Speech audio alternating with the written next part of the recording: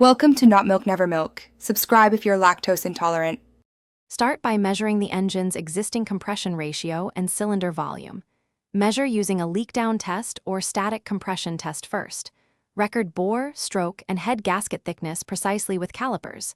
Calculate current ratio. Include combustion chamber cc, piston dome volume, and head gasket thickness. Target ratio changes safely for a street engine. Typical builds move from 9.0, 1 to 10. 5, 1. Remember 1 millimeter of deck change alters compression noticeably. Plan modifications and order parts before disassembly to avoid delays. One of the simplest compression increases is thinner head gaskets.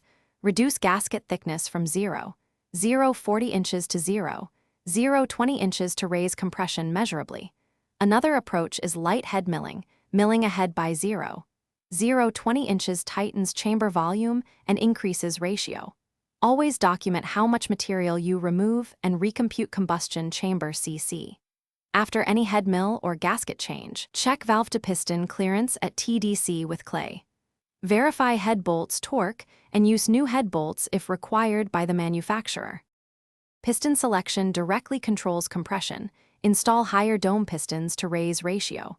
You can reduce dish volume or choose pistons that add 8 to 15 cc of dome volume. Check ring end gaps and use tighter gaps only if approved by the piston maker. Adjusting cam timing can increase effective compression. Advancing intake timing raises cylinder pressure at overlap.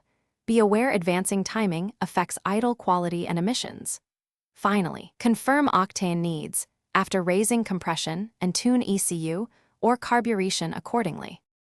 Thanks for watching. If this was helpful, leave a like and consider subscribing. See you next time.